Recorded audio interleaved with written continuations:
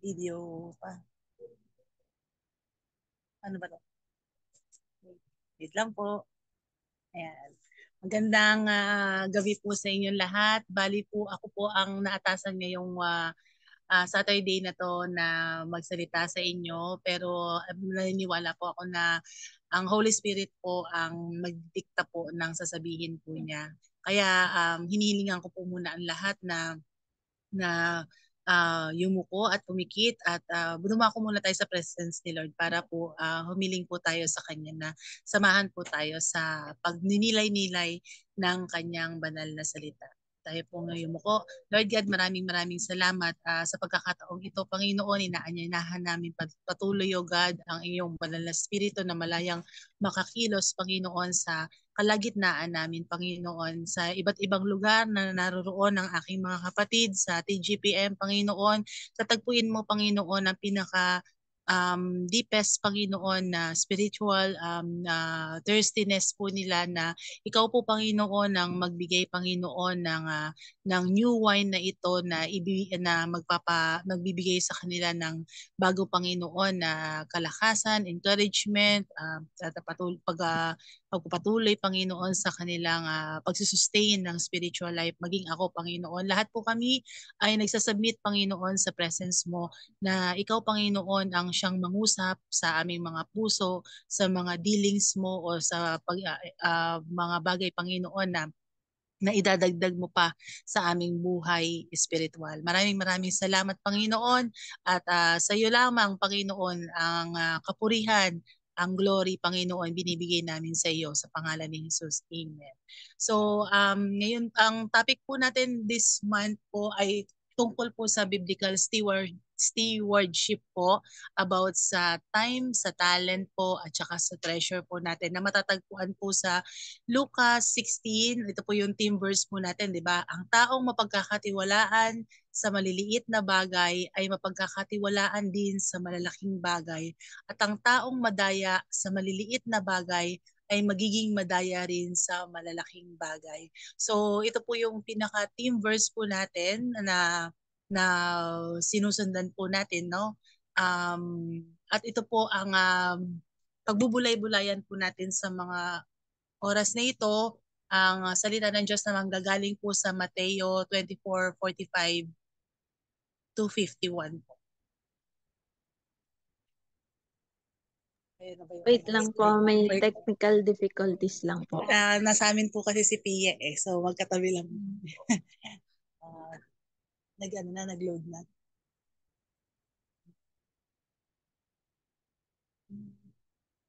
Commercial lang po.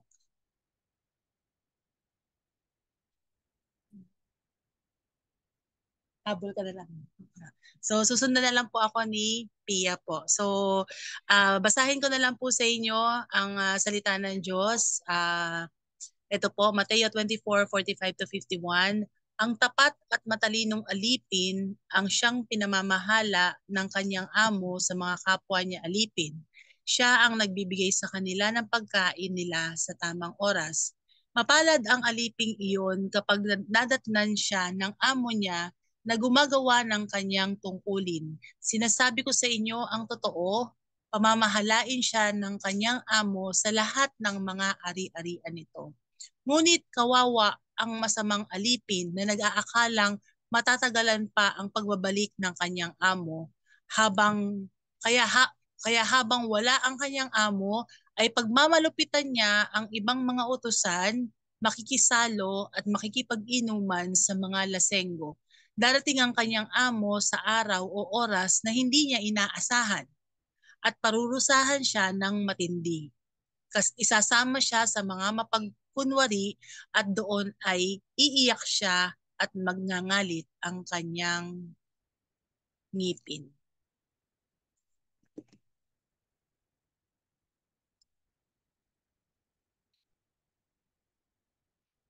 Wait lang po .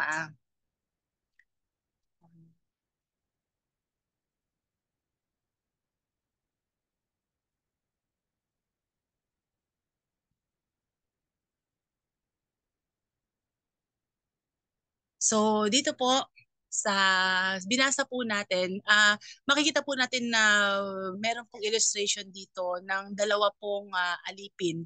Isa pong tapat at isa pong masamang alipin na makikita niyo po yung kahihinatnan nung dalawa. Ang yung sa tapat na alipin, makikita po natin dito na nagpakatalino siya.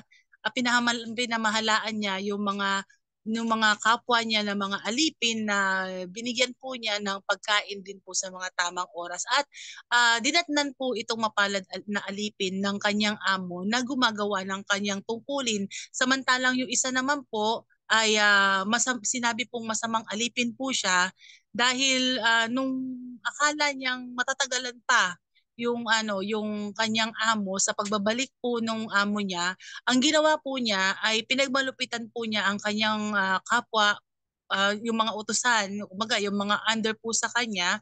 Tapos habang wala din po yung kanyang amo ay nakikisalo po siya sa pakikipag-inuman. Kumbaga ang dami pong time waster po nitong alipin po na ito. So dumating po yung amo sa oras na hindi po niya inaasahan at siya'y pinarusahan po.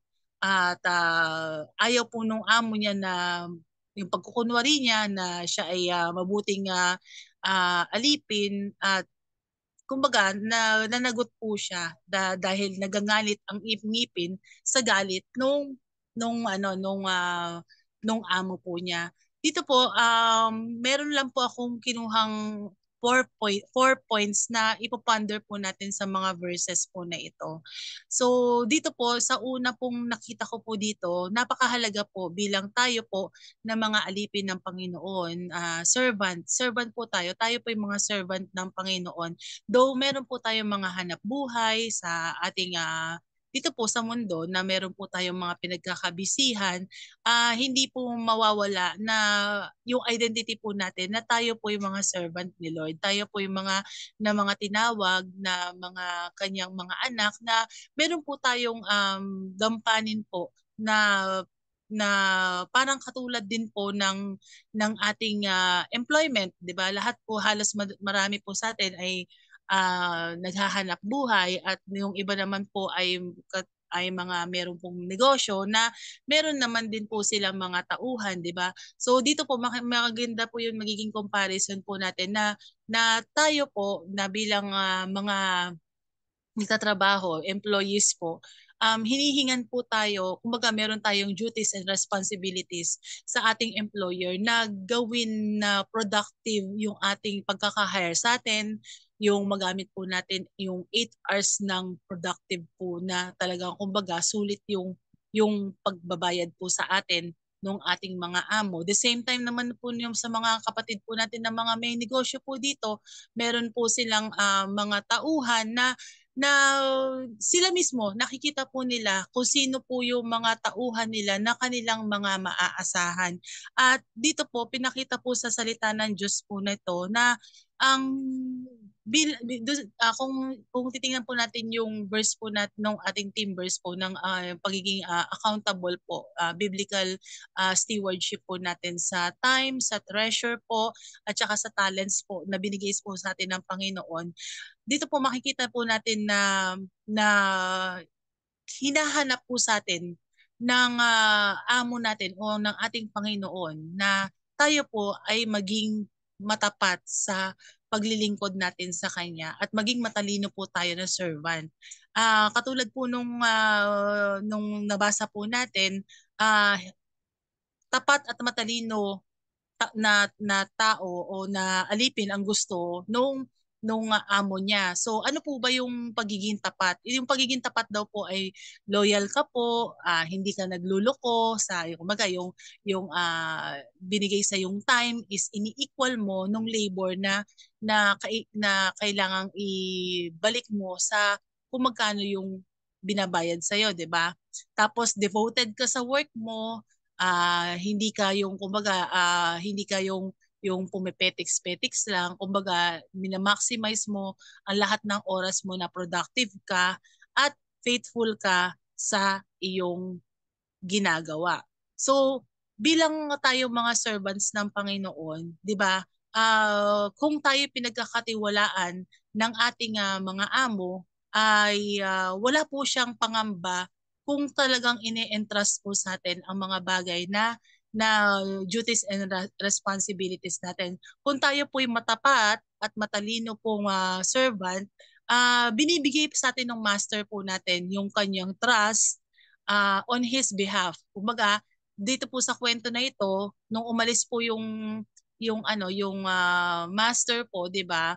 Nung umalis siya, inintrust niya doon um, sa kanyang mga alipin na kumbaga sila po yung mag-aasikaso habang wala siya. So the master gives his trust on his behalf. So dapat uh, makita po natin na being an accountable servant na tayo po, kailangan po makita po natin yung kahalagahan na na-entrust po tayo nung pagtitiwala ng ating amo o ang Panginoon. So amo sa in form ng employment po natin, 'di ba? The master also gives and entrusts us his resources like he is the one owning those.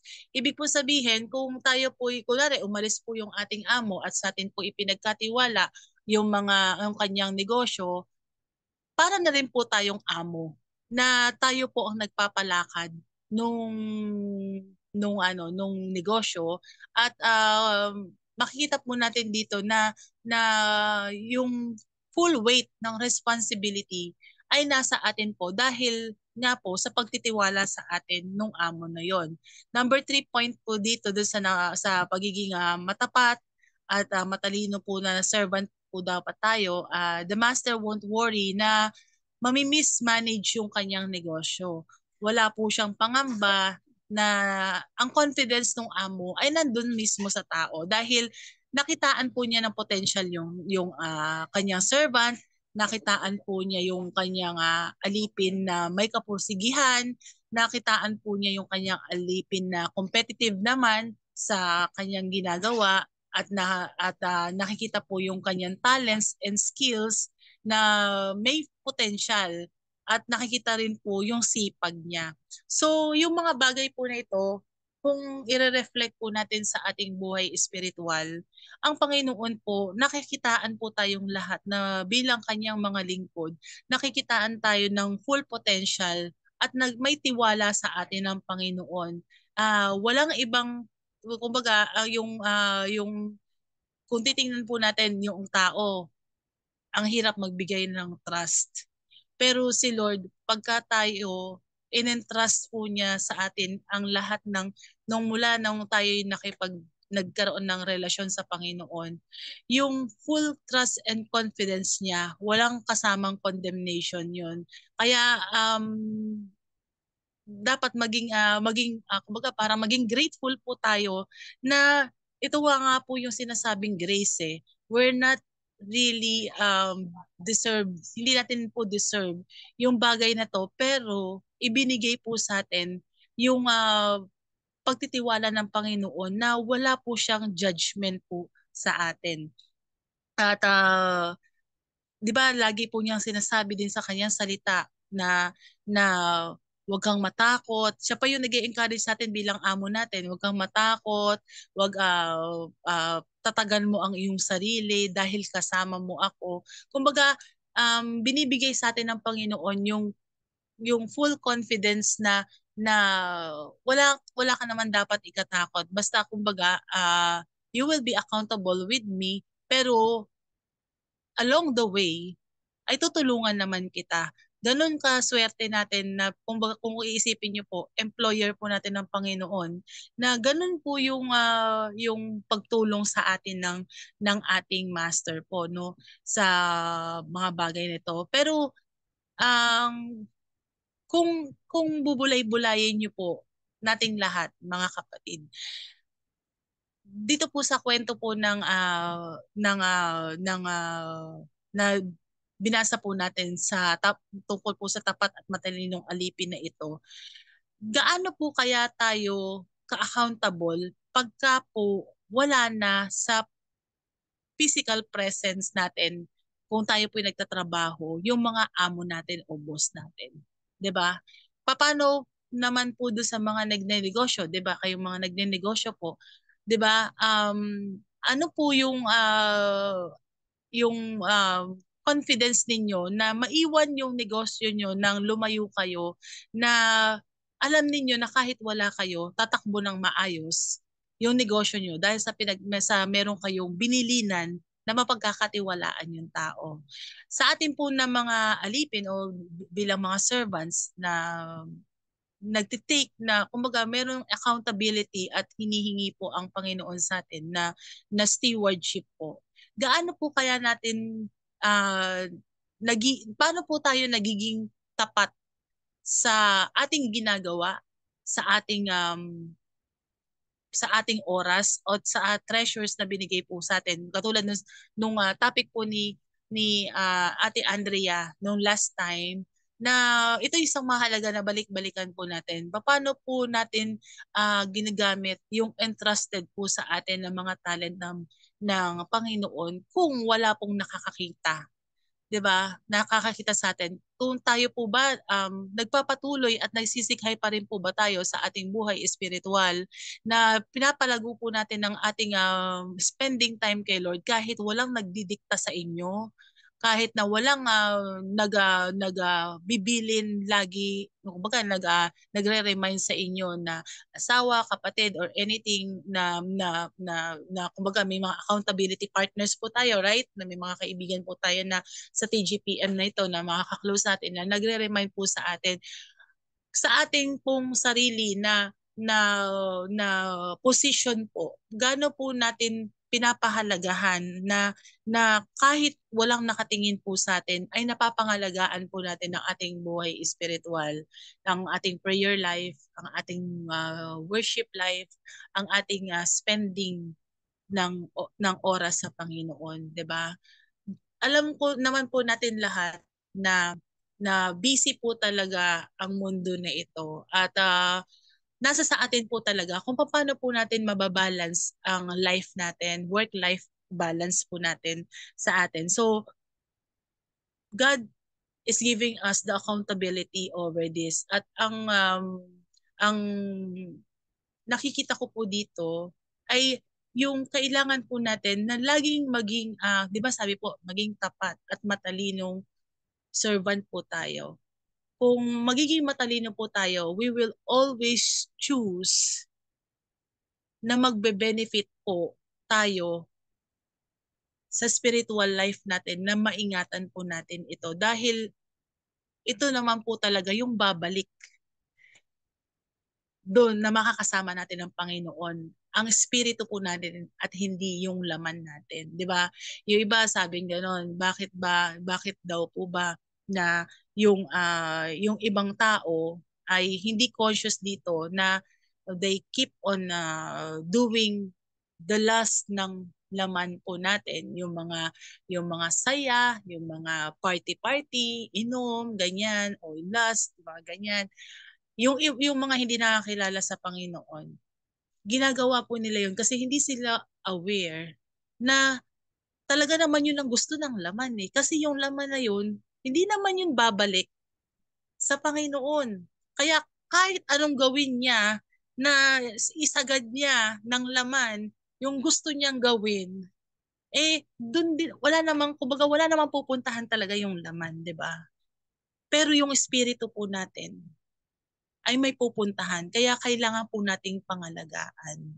So, kailangan po talaga na maging matalino tayo kung paano po natin tong gagamitin, dahil in-entrust na po sa atin ang lahat ng bagay at tayo na po ang dapat na mag-alaga nito. At yun nga po, 'di ba? Merong pangako ang Panginoong Hesus na kung paano siyang pumanik kung paano po nakita ng mga disipulo na pumanik ang katawan ng Panginoong Hesus, na nakita ng lahat, na pumanik sa langit. Ganon din pong babalik ang Panginoon na makikita po ng lahat para sunduin po tayo. Kumbaga, Jesus is preparing something na banquet po natin sa langit, na kailangan po habang nandito po tayo ay mag-prepare po tayo sa ating mga sarili na kaya po nating harapin ang Panginoon. Number 2 po na point dito, nung una po ay kailangan po natin maging matapat at matalino na servant po, di ba? Ang number 2 po, ay no, hindi pa po pala. Meron pa po akong first po about po dun sa time. Kung paano po pinagkatiwalaan tayo ng time. Yeah. Wala dyan. Ay, sorry. Si Pia po pala, nagloloko po yung kanyang pinresent na PowerPoint. So, wala kang kanila pang na-represent. Oh, so, sundan nyo na lang po ako. No? So, yun po. Dapat po pala na sa pagiging tapat po natin sa ating Panginoon bilang ating master, dapat po na naka-mindset po tayo that we don't please man, but we please God. And number 2, we are accountable na lagi pong mag-report anytime sa Panginoon. Katulad po ng pag nagre-report po tayo sa company, di ba? Meron po tayong reporting about our monthly sales, lalo na sa mga accounting staff na kailangan lagi pong nakahanda po ang monthly and monthly po yan, hinihanda po nila yung income statement para makita po kung talagang kumita yung operation ng buong isang buwan, buong isang linggo, lagi pong naka-ready. So tayo po dapat po, lagi din po tayong naka-ready pagka po kailangan pong mag-report tayo ng accountability po natin sa Panginoon.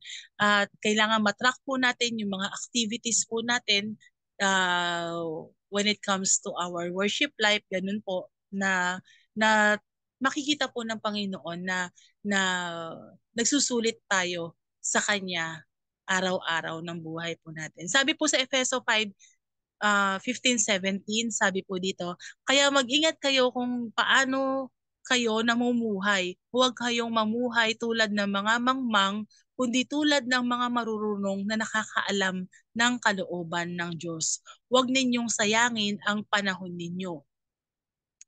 Gamitin nyo ito sa paggawa ng mabuti dahil maraming gumagawa ng kasamaan sa panahong ito.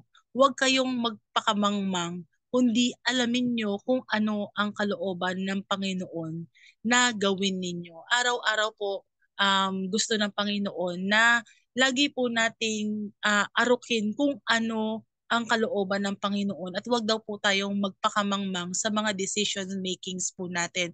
Marami pong darating na mga situational na mga exercises po o pa-exam si Lord. May araw-araw may pa-exam si Lord sa atin na kailangan po nating pasahan. Minsan po, totoo, sumasablay po tayo, pero we need to be conscious po na lagi po nating tingnan na ang mga bagay na yun, pasahan natin para matuwa at malugod ang Panginoon sa buhay natin. That because we are serving a holy God po. Number 2 po na point dun sa ating verse na binasa po, yung sa tungkol po sa matapat at naalipin na namamahala versus po dun sa masamang alipin. Ang number 2 point po dito na kailangan po nating ma-emphasize is that God is observing us. Nakatunghay po lagi ang Panginoon sa atin. Though, yung sa kwento po kanina, lumayo po yung amo, but we don't even know na baka mamaya meron siyang mata na iniwan doon para tingnan po lang kung ano yung nangyayari sa kanyang organization kung wala po siya.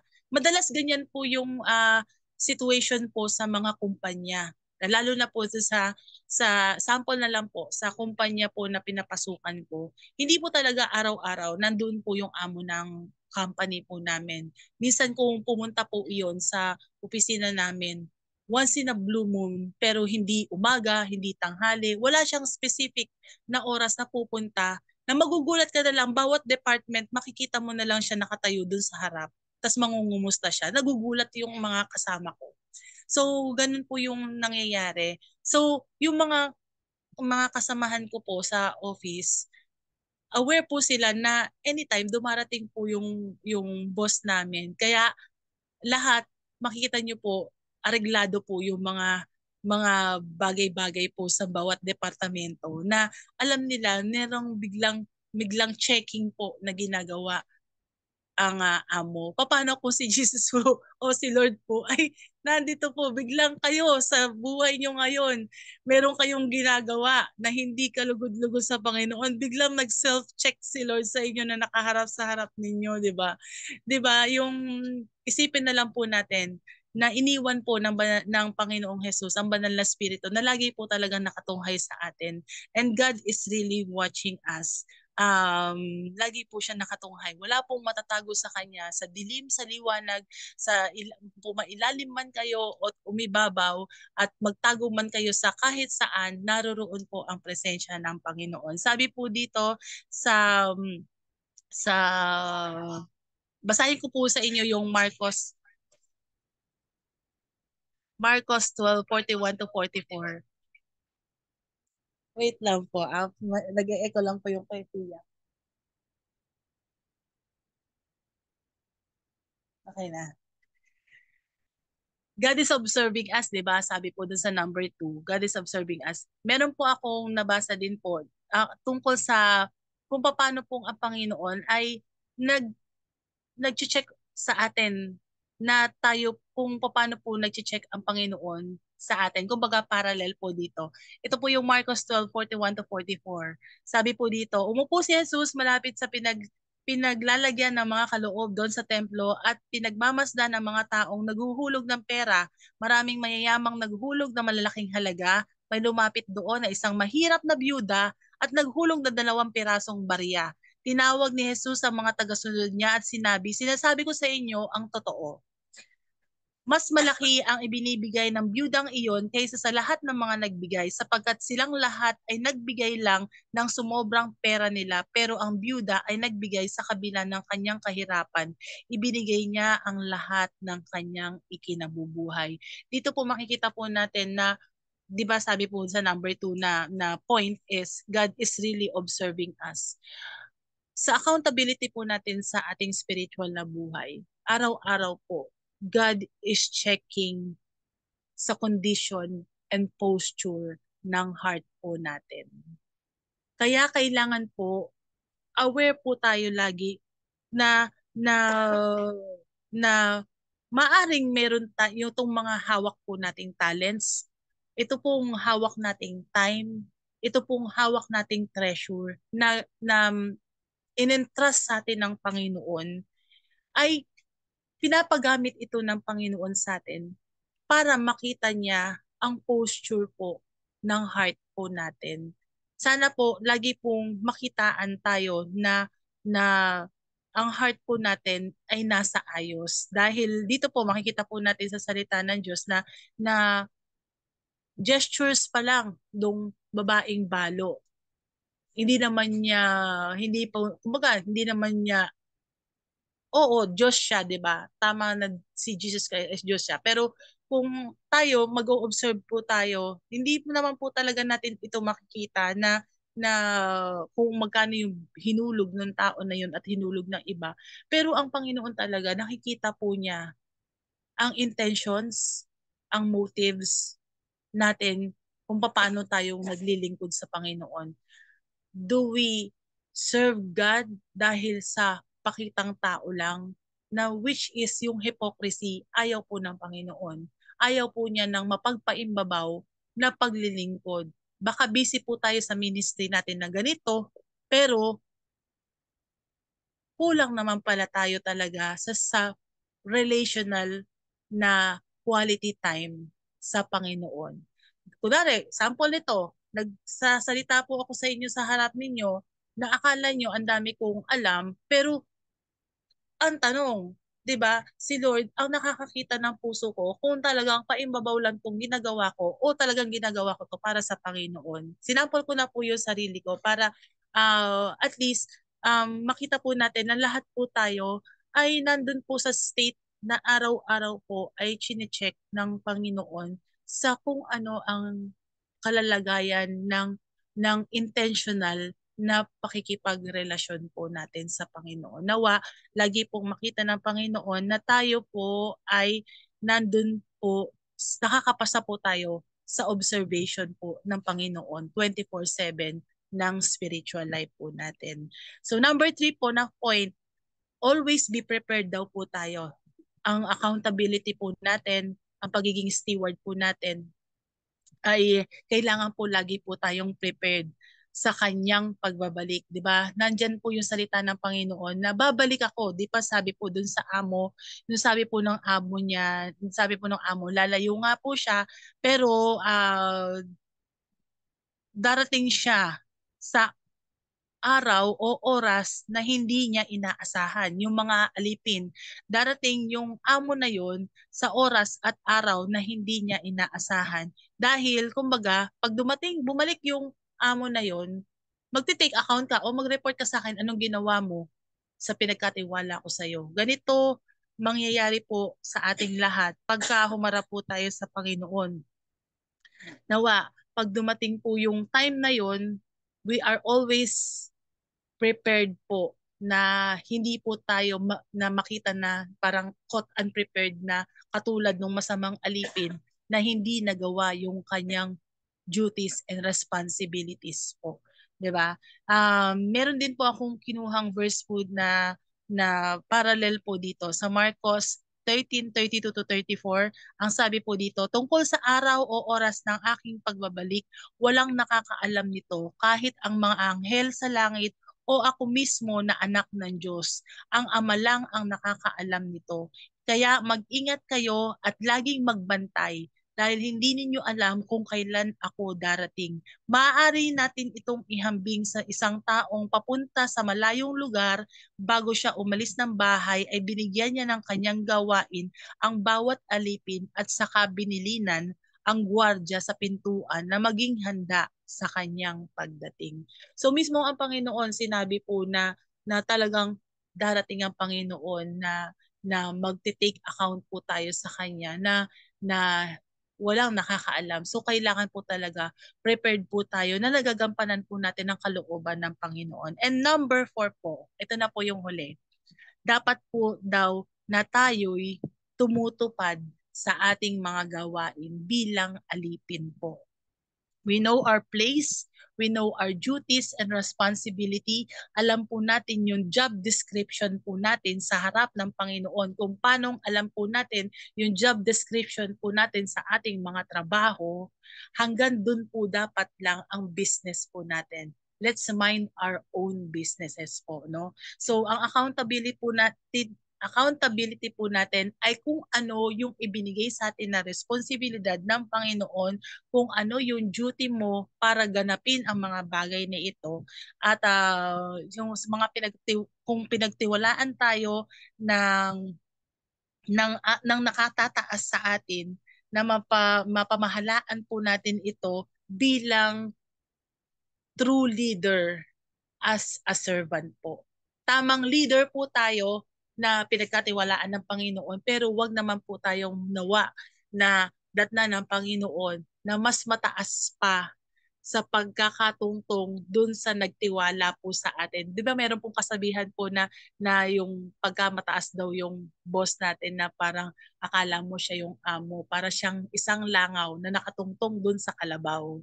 So hinahangad pa rin po na sa atin bilang tayo, kung tayo pinagkakatiwalaan ng Panginoon na mag-lead at kumbaga maging pastol ng mga kaluluwa na kailangan pang makakilala sa Panginoon. We are all stewards of God's people, 'di ba? Kailangan pa rin po na ma-maintain po natin na ang humble heart po ng bawat isa sa atin. We can be leaders, yes, but the true leader is always a servant po, a true servant of God. Sabi po dito sa Lucas 17:7 to 10, dito na po ako magtatapos. Sinabi pa ni Jesus, halimbawa may alipin kang nag-aararo o nag-aalaga ng mga tupa at kararating lang niya mula sa trabaho niya bilang amo, sasabihin mo sa kanya, halika na, maupo ka at kumain.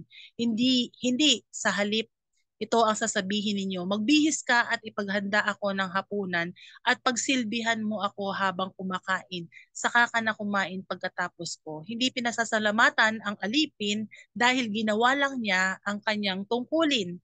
Ganon din naman sa inyo, pagkatapos ninyong gawin ang mga iniutos sa inyo, sabihin ninyo, mga alipin lamang kami at hindi nararapat na papurihan dahil ginagawa lang namin ang aming tungkulin. So dito po makikita po natin na kahit nakagaganap po tayo sa tungkulin o sa accountability po natin sa Panginoon, hindi po dapat natin itong ipagmalaki. Dahil, kumbaga dito sa kwento na ito, tungkulin lang natin yun. At kumbaga, tumutupad lang tayo sa job description na binigay po sa atin ng Panginoon. At kumbaga, dito rin po sinabi, di ba, hindi naman nagpapasalamat sa alipin yung amo pagka pinaghain siya. Kasi kumbaga, alipin siya eh. Duty niya po talaga yon at duty po natin na tayo po asikasuhin po natin kung ano yung pinagagawa po sa atin ng Panginoon. At kung nagaganapan man po natin ito, hindi po natin tayo dapat nag-aantay ng kapurihan sa ginawa po natin dahil nga duty natin yon. At isipin na lang po natin na ang mga bagay na iyon ginagawa po natin dahil po gusto po nating malugod yung ating amo o ating master. Kaya ang Panginoon po, yung pinagsisilbahan po talaga natin.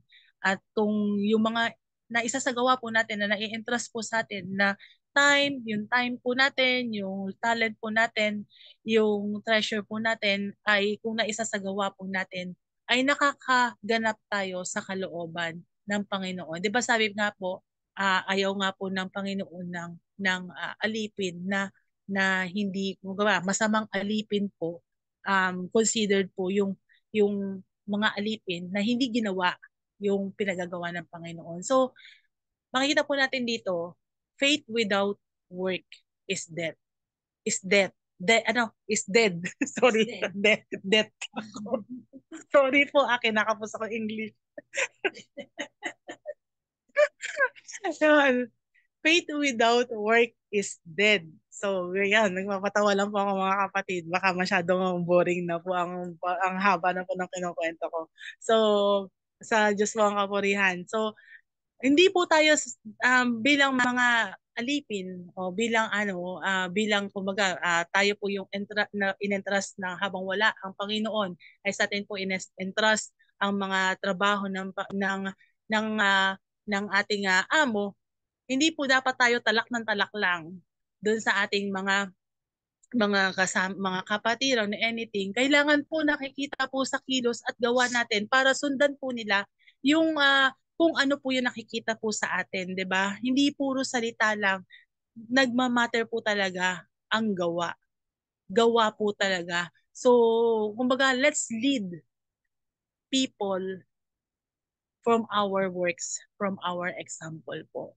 At ang mga bagay po na ito ay ginagawa po natin hindi naman talaga sa tao, kundi para sa Panginoon na pagsusulitan po natin anytime, 'di ba? Hindi po natin alam kung kailan darating ang Panginoon at nawa lahat po tayo pag dumating po ang Panginoon ay makapapagsulit po tayo na nagawa po natin kung ano yung kalooban at pinagaganapan po sa atin ng Panginoon. Nawa po ay napagpala po kayo sa salita ng Panginoon at sa Kanya po ang lahat ng kapurihan.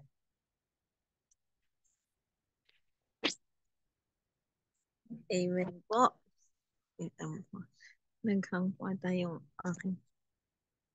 So, ayan po. Amen po. Maraming salamat po, Sis Rochelle, sa ating word for tonight. And ngayon naman po, tayo ay magtawag ng ating mga kapatid para sa kanilang takeaways. So, ayan po. Naghahang lang po yung aking cellphone.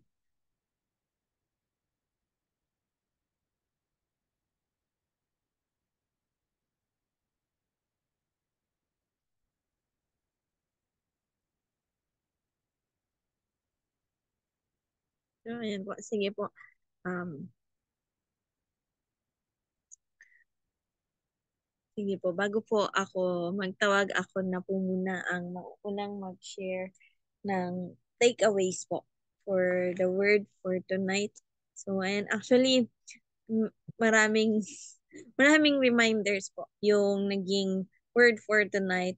Lalong-lalo na syempre as an employee na ang daming responsibilities, ang daming duties, ang daming kailangang gawin, ang daming kailangan tapusin. And I'm really, sa totoo lang po, sobrang, paano ko ba i-describe it? Sobrang, um, sobrang saya po. Kasi yung work ko as of now, to be honest, ang laki ng tiwala na ipinapatong sa amin ng aming boss. Hindi lang dahil kailangan kang pagkatiwalaan, kundi ramdam mo.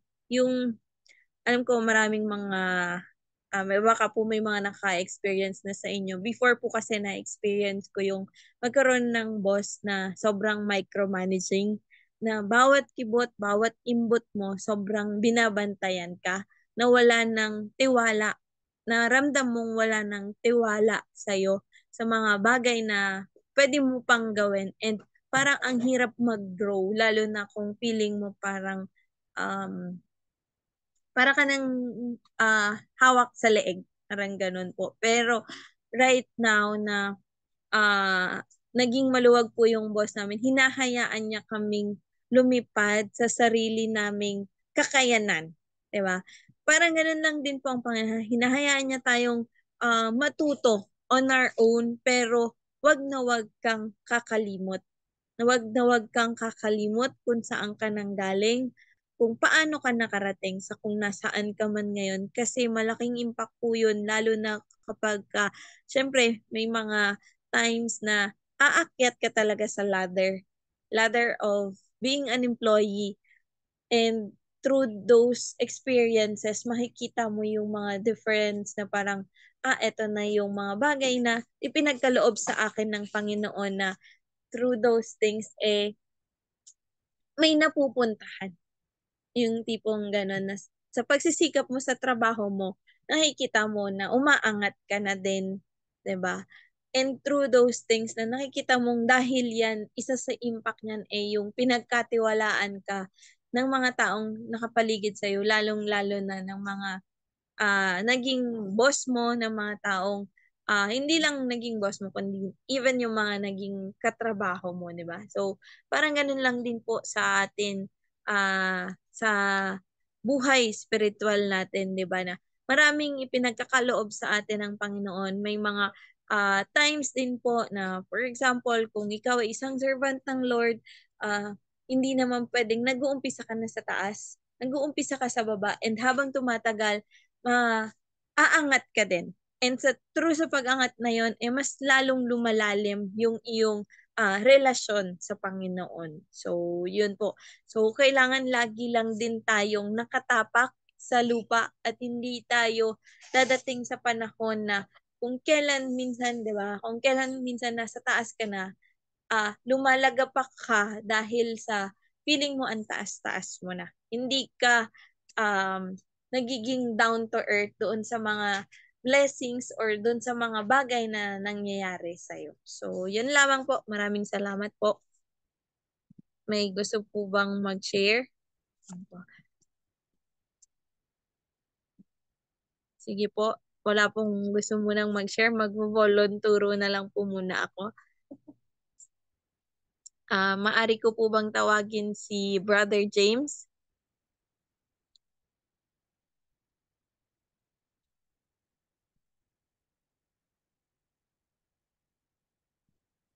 Sige po.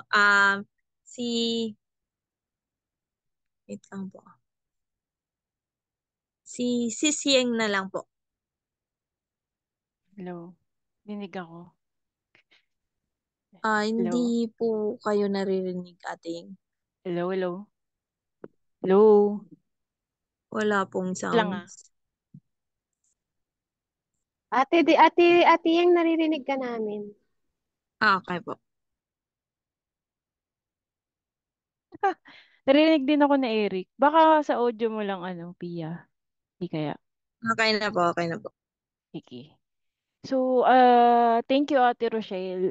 Kasi honestly, ang tagal ko na naririnig yung Parable of the Talents, pero mas naintindihan ko siya tonight in a deeper way. So, praise God talaga. So, alam ko na si Lord yung tumulong sa'yo for the preparations and all, saka yung mga sasabihin, ganyan. Kasi, 'di ba yung sa Parable of Talents is, kumbaga, merong pinagkatiwalaan ng malaki, may maliit, saka yung katamtaman lang, yung ganun. So, dun sa maliit, kasi dun sa mga talents na yun, 'di ba? Alam naman natin na is a form of money, pero parang symbolic lang din yun. Kasi doon sa parang may isip mo rin na may rason kung bakit nagalit yung amo doon sa pinagkatiwalaan ng mas maliit. Kasi nga natakot siya. Kumbaga sa atin kasi kumbaga um nagbigay na sa iyo ng resource. Pero kumbaga parang hindi natakot, kasi natakot siya. Pero sa atin, sino ba yung amo natin, 'di ba? Si Lord. So, kumbaga um hindi mo kailangang matakot kasi si Lord, um siya ang maker of heaven and earth. He is our helper. So, doon ko talaga na-realize na oo nga no. Kaya kung pagkakatiwalaan ako kahit maliit lang, so dapat gawin ko yung best ko sa mga bagay na pinagkatiwala sa akin ng Lord. And 'di ba lahat naman ng bagay galing kay Lord. Lahat-lahat, as in, lahat ng meron ka ngayon. So sabi rin naalala ko rin yung verse na John 3:27, a man can receive nothing unless it has been given to him from heaven. So a man can receive nothing unless it has given to him from heaven. So parang marirealize mo na ano nga ba yung pinagkatiwala sa akin ng Lord. So nandito yung TGPM, yung work ko, yung family ko, yung asawa ko, accountability ko siya, yung sarili ko, naalagaan ko yung sarili ko, yung oras ko, yung mga talents ko, yung treasure, yung material blessings, ganyan. So, parang na-realize ko rin, ano pa ba yung laman ng prayers ko na wala pa ako sa ngayon? Siguro hindi pa ako ready. Siguro dahil hindi hindi kumbaga hindi pa prepared yung heart ko to receive that blessings, parang ganun. So, ayun, so parang na-realize ko ganun din sa kasi ako, 'di ba, as AM, meron din kaming hinahawakang mga tao. Totoo 'yun eh. Kasi kunwari meron akong dalawang tao, yung isa performer, yung isa um kumbaga um hindi siya pagka sinabi mo sa kanya, hindi niya agad ginagawa. Hindi siya yung kumbaga yung ano siya, yung parang kailangan niya mag-improve in performance. So, syempre, para mabawasan ako ng gagawin bilang manager, para mabawasan ako ng gagawin, ipagkakatiwalaan ko ng mas malaki yung performer, regardless ng role nila. Sa totoo lang, kasi ang alam alam ko na pagka chinek ko yung gagawin nito, mas konti yung review points, mas konti yung mas magagawa niya ng maigi yung trabaho. So, parang ah kumbaga sino yung mas mapropromote, parang ganun. So, ayun, kaya importante din talaga na maging tapat, maging matalino sa lahat ng binigay sa atin ng Lord. Tapos yung pangalawa, kumbaga tayo yung mga pinagkatiwala lang sa atin ng Lord yung mga resources na yun. So we are the managers pero merong owner above us. So kapag ka pinagkatiwala, yung sabi nga ni Ate Rochelle, 'di ba? Pagka pinagkatiwalaan tayo, kumbaga parang tayo na rin yung owner pero parang lang meron pa ring mas owner sa atin. So, ang kagandahan nun kasi, 'di ba, usually yung iba hindi talaga nagpe-perform sa work kasi dahil walang reward, um dahil parang ang tagal-tagal na nilang ginagawa yun pero hindi sila nare-recognize, parang ganun. Pero si Lord, faithful siya eh. Just siya at siya ay rewarder. So, parang naisip ko na hindi in vain lahat ng ginagawa natin kung para sa Lord. 'Di ba? Well, never never magiging balewala. Never never never na na hindi niya ire-recognize yung mga bagay na ginawa mo para sa kanya. Kung para sa kanya 'yun. Parang ganun. So, tama yung sinabi na-amaze din ako dun sa about sa reporting kasi sa trabaho merong tinatawag na status reporting everyday ganyan. So, parang for me ang naisip ko noon is yung parang parang journaling, ganyan, yung mga list of answered prayer ko, kung tama na ba yung heart ko, self-check, ganyan. Ayun, pero though alam naman ni Lord yung pinaka status natin talaga. Kasi nakikita ano ba yung result ng ipinagkatiwala sa atin ng Panginoon. So, ayun. So, ayun din, yung last din na sinabi ni Ate Rochelle na be humble, ganyan, kasi we are just we are kumbaga tayo lang yung pinagkatiwalaan and we do we do yung mga kung ano yung nakalagay sa job description. So praise God na lang din na minsan nag-exceed tayo ng kumbaga exceed expectation tayo kasi dahil laging nandyan yung Lord for us. Kaya kahit minsan hindi feeling natin hindi na natin kaya, ganyan. So, minsan hindi talaga minsan, talagang si Lord yung tumutulong sa atin, si Lord yung nagsusustain sa atin, ganyan. Ayun lamang po. Praise God.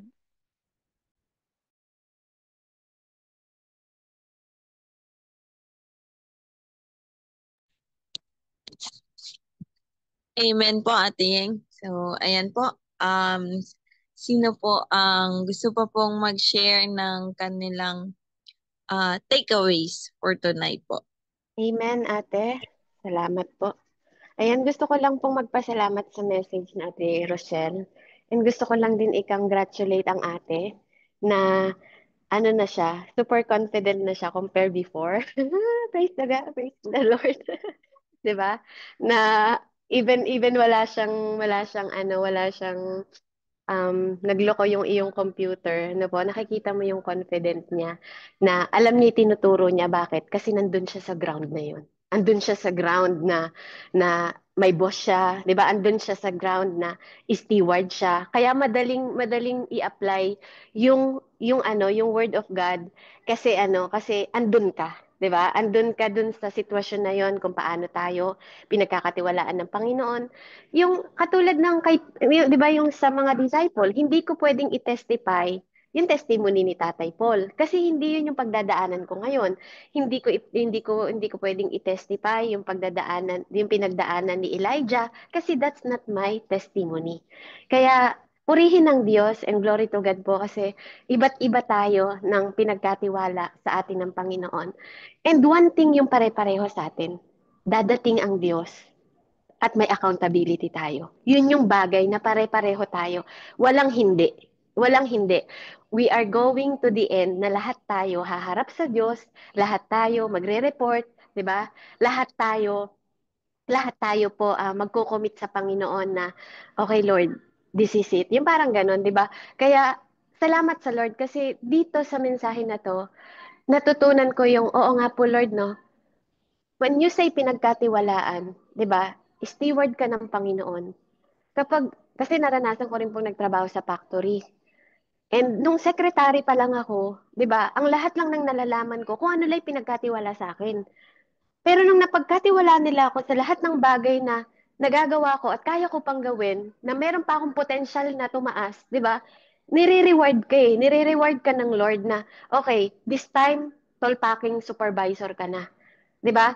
Then, nung habang tumataas yung level ko ng pinagkakatiwala sa akin, di ba, nalalaman ko rin yung sekreto ng factory. Di ba? Yung, nasa Pampanga po ako dati sa Universal Robina. Di ba? Doon po ako nagtrabaho. And nalalaman ko na yung sekreto ng factory. Ganun pala yun, no? The more kang lumalapit din sa Diyos, di ba? The more mo nakikita rin yung, sandali lang, may something wrong sa akin eh. The more ako lumalapit doon sa liwanag, nakikita ko yung distraction ng sarili ko. Sandali, may kulang ako, may hindi ako na ano. Alam niyo yun, yung distraction ko mismo sa sarili ko, yun yung mini-mirror ko. Habang pumapalapit ako ng papalapit sa Panginoon, yung mga pinagkakatiwala niya sa akin, yung mga accountability na pinagkatiwala niya sa akin, lalo kung alam mo yung chine-check na tama po ba yung paghakbang ko? Natatakot ako na magkamali. Yun yung laging nasa puso ko na, Lord, ayoko magkamali. Pagdating sa paghakbang sa'yo, 'di ba, tulungan mo ko. Andun yung confident ko sa kanya. Andun yung kahit na walang nakakakita sa akin, even sa mga ginagawa ko ngayon. Nung nagsimula po ako dito sa Amerika, zero. Lahat zero. 'Di ba? Nagsimula lang ako sa isang tao na, yun po, no, nagtiwala sila sa akin una sa mga anak nila nung pandemic. And then, nirecommend ako sa ibang tao hanggang nag-level up yung ano ko na ngayon, ako na yung boss, 'di ba, ng sarili kong trabaho. 'Di ba kasi kapag napagkakatiwalaan tayo sa maliit, yung tao din, nagiging yung favor ng man din sa'yo, di ba? Na hindi ko inaaksaya yung oras, lalo dito sa US. Kasi yung oras mahalaga. Di ba kasi maraming distraction sa paligid mo. Maraming pwede talagang mag-distract. Asawa mo, anak mo, di ba? Sa loob pa lang ng bahay, huwag ka pa lalabas ha. Wala ka pa sa labas. Meron na eh, trabaho. Di ba? Kasi kahit may trabaho, kailangan ko pa rin gawin yung accountability ko dito sa loob ng bahay bilang nanay, 'di ba? Bilang mga disciple ko rin yung mga anak ko na kailangan ko silang hindi lang sila puro aral. Sandali, may spiritual life tayo. Kailangan mo tong balansehin. 'Di ba? Hindi pwedeng sama ka lang ng sama na nag-enjoy sa ano. Yung ganon, 'di ba? Disciple ko din yung mga anak ko. Kaya nagpapasalamat ako sa Panginoon kasi sa ganung bagay, nakikita ko yung prutas ko sa mga anak ko. Nakikita ko na nagdi-disciple din sila ng mga kaibigan nila. And now, nakita ko kasama nila yung mga kaibigan nila sa church tuwing youth. Na ano, di ba? Nakita ko yung bunga. Na sabi ko, Lord, salamat. Kasi, hindi ko lang to nagagawa sa pinagkatiwala mo sa online kasi dito ako nagsimula. Dito ako nakakilala sa Panginoon nung pandemic. And ito rin yung ginamit ng Lord para ako pumunta doon sa talagang actual church, mabautismuhan, 'di ba? And then mapalo ko yung inahabilin sa atin ng Panginoon. 'Di ba? Na mabalance ko yung buhay ko na hindi lang puro trabaho kasi yung mga tao dito, pag tinignan mo yung mga tao dito sa Amerika, their time is more on work. More on work. Sunday lang, nandun sila. 'Di ba? Pero makikita mo, 'di ba, yung mga tao, kaya nga yung mga tao na pinagtatrabahuhan ko, nakikita ko sila, sobra silang busy sa trabaho. Nai-stress sila sa trabaho. Kaya more on tao dito sa US, alam niyo, ang sakit nila, tumor. Tumor. Kasi bakit? They worry about the future. 'Di ba? They worry so much about the future kahit hindi pa dumarating. And ako, relax lang ako. Yung parang, kasi sabi ni Lord sa akin, hayaan mong ang bukas, ang problema sa bukas. 'Di ba? Sabi ko, ba't ko problemahin yung bukas ko? Yun ang sabi ng Diyos sa akin eh. Hayaan ko yung bukas na problema sa bukas ko. Sabi ko kasi, sasakit yung ulo ko. Sabi ko nga, three things lang ang tunay na tamang binigay sa atin ng Panginoon. Meron tayong past na buhay, meron tayong present na buhay, at meron tayong future na buhay. Pero dalawa lang ang mahalaga. Yung future ko at saka present.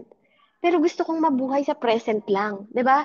Yung the best na I can do ngayong araw na to, na hindi masasayang yung oras ko. Sabi ko na I will never let the enemy take away one day para ma-distract ako kung saan ako magpo-focus. Na one day, na kahit anong bagay na mangyari sa akin, alam kong iniingatan ako ng Diyos, unang pangako niya sa kamay niya, at sa kamay ng Ama. Sino pang makakagalaw sa amin? 'Di ba? Kung even ang wings ng Panginoon, 'di ba, nakalukob sa aming pamilya. Kaya I don't have to worry sa mga bagay kasi even the tomorrow, sinabi niya na wag akong mag-worry. Kaya walang bagay na pwedeng mag-distract sa atin sa pag-focus natin at ipagkatiwala natin ng tunay na buong-buo sa Panginoon. Hindi yung self na nakatingin tayo sa buhay natin. Kasi yung glory, di ba yung glory na laging siya ang tumanggap nun. Kaya, kaya bilang steward, isang napakahalagang bagay ang natutunan ko kahit walang tao sa bahay na nililinis ko. Dahil pinagkatiwalaan nila ako at una akong pinagkatiwalaan ng Diyos, steward ako una ng Diyos. Una ng Diyos. Bago ng tao. Kaya kahit hindi ako nakikita ng mga taong pinagkatiwalaan ako sa bahay nila, kasi ando lahat ng gamit nila, mga importante nila, mga alahas nila. Di ba, binibigay pa yung code sa akin. Di ba, meron ako CCTV na nakakakita sa akin. 'Di ba? Alam niyo yung kahit piraso ng ano na itatapon mo, pipitik mo, andun yung conviction ng Espiritu Santo. Kaya salamat sa Lord kasi I know I'm guarded. Hindi lang sa mga masasamang gagawin ko, even sa mabuting ginagawa natin. There is a report, may nagre-report sa Panginoon. Amen? Na kahit hindi mo nakikita, our life is spiritual talaga. You have to live sa spiritual na bagay na alam mo na kahit walang nakakakita sa'yo, may disiplina ka kasi disciple ka. 'Di ba? Bilang steward, kaya nga ang disciple may disiplina dapat. May nakakakita at wala sa'yo dahil pinagkatiwalaan ka una ng Diyos, maging disiplinado ka. 'Di ba? Kailangan andun yung integrity. 'Di ba? Na anak, representative kita eh. Ambassador kita anak dyan sa Amerika. 'Di ba? Kaya bilang Pilipino na pinagkatiwalaan ko, bilang anak na pinagkatiwalaan ko, 'di ba? Hindi na kita kaaway ngayon, anak na kita. Kaya sinabi ko sa iyo lahat ng resekreto ko sa kingdom ko. Ngayon, I will give you the key. 'Di ba? Binigyan kita ng key. 'Di ba? Yung mga tao, binigay nila sa akin yung key ng kwarto nila, ng bahay nila. Amen?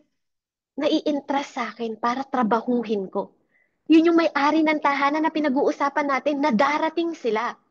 And titingnan nila yung mga pinagkatiwala sa'yo kung nalinis mo ba, naayos mo ba na mabuti. And then after nun, anong gagawin nila? Recommendation. Di ba?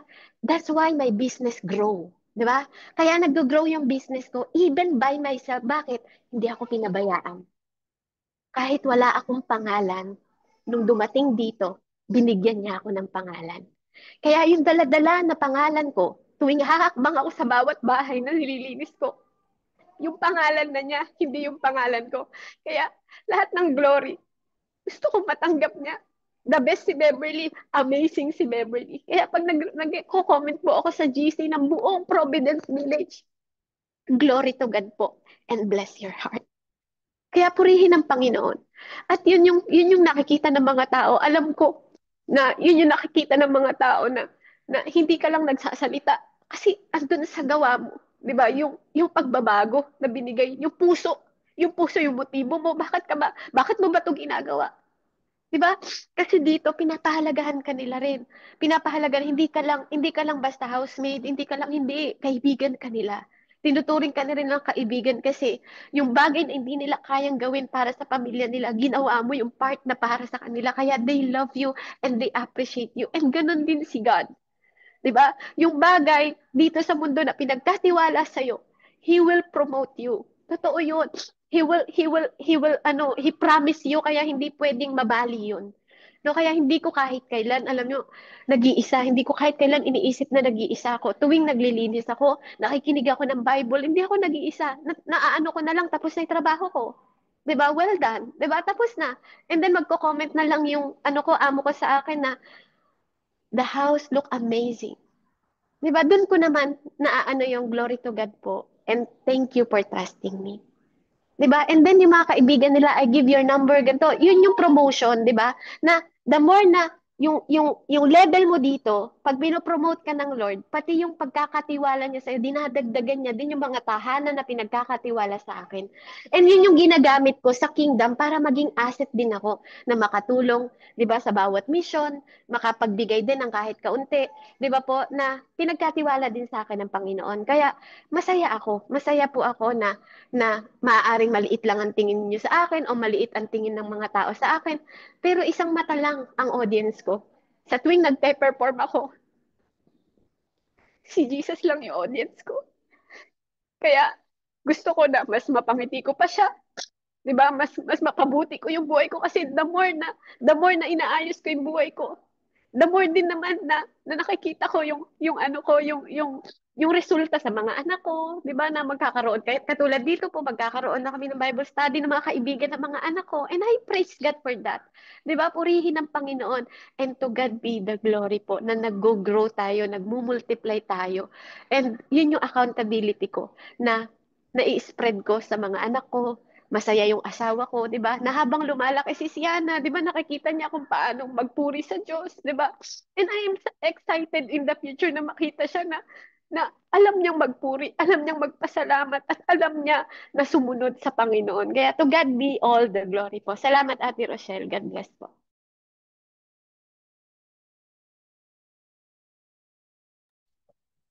Salamat po, Sis Bev. Meron pa po bang gustong mag-share ng kanilang takeaways?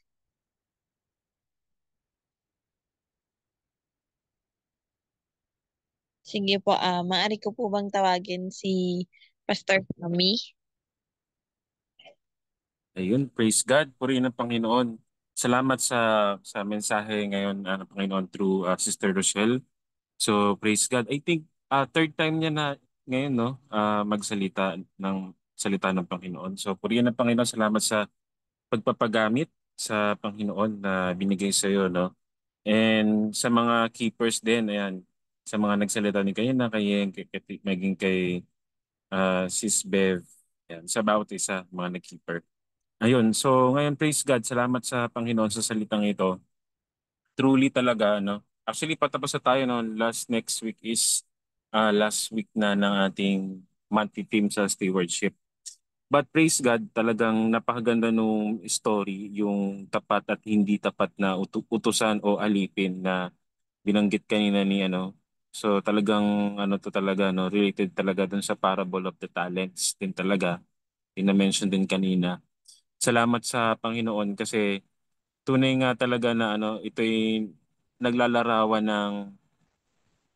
ng buhay nating Kristiyano at the same time yung muling pagbabalik ng Panginoon na madatnan niya tayong tapat ba tayong naglilingkod. So yun yung tanong are we faithful pagbalik ng Panginoon or not? So ano yung ginagawa natin ah sa panahon ng kanyang pagdating? So alam naman natin, gaya ng sinabi dito, darating ang kanyang amo sa araw at oras na hindi niya inaasahan. So yun yung nangyari sa story, di ba? So ganun din naman tayo. So what would be our actions or buhay sa pagdating ng Panginoon? So we don't know. Tignan nyo na lang yung mga nangyayari ngayon sa Israel at Iran. So we know na ang ano natin, ang mga mata natin dapat nakatuon ngayon din sa Israel. Kasi kung ano man ang nangyayari sa Israel, which is yun din ang ating prophetic timeline ng pagbabalik ng Panginoon. Kaya talagang palagiin nating magbasa ng Biblia at alamin natin kung nafu-fulfill ba yung Ezekiel 38 no doon sa nangyari sa Israel. So tignan natin po 'yon no. Kung yun po ay na-fulfill unting-unting na-fulfill ay talagang lalo po tayong maghanda, maging mabuting katiwala, maging mabuting tagapaglingkod. Talagang we are already in the last days. So it's time for us to wake up bilang isang church no, isang body of Christ. We must wake up, stay awake, stay vigilant in prayer, no? Yun yung isa sa katangian din ng pagiging mabuting katiwala na tayo ay inatasan ng Lord na magbahagi ng salita ng Diyos. So tayo dapat, since tayo ay nasa kunting panahon na lamang na maaari na siyang bumalik, dapat tayo ay patuloy na nagtatapat sa tungkulin natin. So talagang kanina, no, talagang na-remind din tayo na may kanya-kanya tayong tungkulin. So maaaring yung iba sa inyo na naglilingkod bilang musician, o bilang instrumentalist or song leader, or nagba-Bible, nag-head ng Bible study, prayer meeting, online or maging sa physical man yan. So ano man ang or ikaw man ay isang evangelist o pastor, o ano man ang pagkatawag sa iyo ng Panginoon, ito yung mensahe ng Panginoon sa bawat isa sa atin. Maging tapat ka dun sa calling mo na yon. Don't leave your post. Ngayon na tayo ay nasa last days na. At merong warning ang Panginoon sa salita niya na maraming mga mananampalataya ang ma-deceive ng kaaway. So we cannot afford, mga kapatid, na tayo pa ay tumalikod at mawala sa paglilingkod. Diba? So ngayon tayo mas kailangan ng ating mga unbelieving friends sa office, unbelieving friends sa neighborhoods, or mga neighborhood or mga kamilya at kamag-anak natin.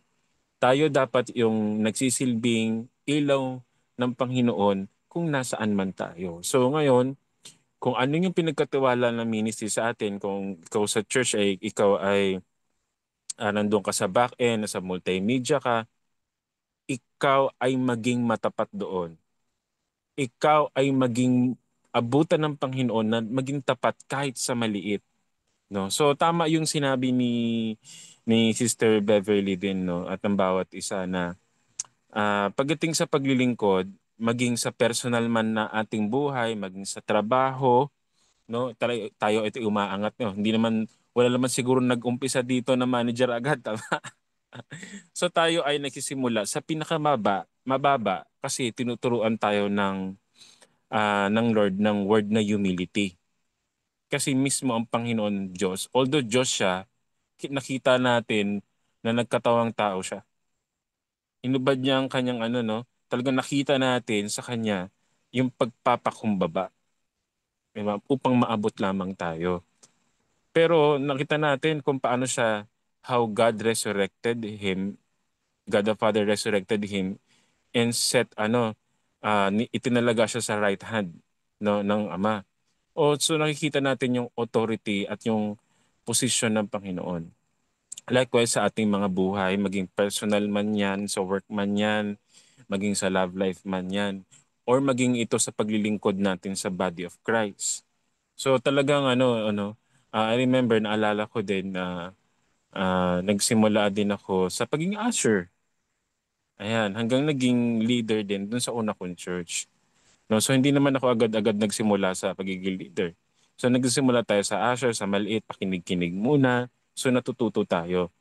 And then, na-remind ako dun sa sinabi kanina yung revelation ng God din kay Sister Rochelle na kung ano yung pinapagawa sa'yo, ito lang. Ibig sabihin, meron tayong kanyang-kanyang calling, specific calling. So wala tayong dapat reason para i-compare ang bawat isa. Ibig sabihin, meron tayong healthy boundaries. Paano po yun? Ilagay natin sa trabaho. Sa trabaho, naalala ko nandun ako sa isang toxic na team, no. Dahil pare-parehas kami ng doon ng level. Aba, parang meron doon mga iba kong ka-teammate, parang mas ayaw nilang sumunod sa leader o sa boss o sa team lead kasi feeling nila mas magaling pa sila sa boss. Alam mo yung mga ganon. So, talagang labo-labo, hindi maganda. Hindi mo alam kung sinong susundin mo, may nagagalit or what, no? Pero dapat ang natutunan ko ngayong gabi din at nating lahat dito, ano lang naman ba yung level natin ngayon? At ano yung level ng paglilingkod na ipinagkatiwala sa iyo ng Panginoon? Doon ka muna. At ano lang muna yung nasasakupan mo? At ikaw pag naging ano ka na dyan, naipasa mo na yan, naging maayos ka dyan, naging excellent ka dyan sa calling na yan, saka kaya angat ng Panginoon para sa mas malaki. Kasi 'di ba yung main theme natin ngayon is speaks about responsibility and accountability at faithfulness na si Lord, ganito kasi si Lord eh, kung sa malit na bagay mapagkatiwalaan ka, maging sa malaki, magpagkatiwalaan kanya rin. Hindi naman agad-agad malaki agad eh. So ganun po, maging tapat tayo sa, wag tayo mag-cross boundary. Ito yung the right word. Kasi na-realize ko din ng mga panahon na yon na bakit ino-overlap yung mga duties and responsibilities ng isang team lead na hindi ka naman team lead. Tama ba? So doon nangyayari yung chaos, yung order. Si Lord kasi is a God of order. Lagi niyo pong tatandaan, no?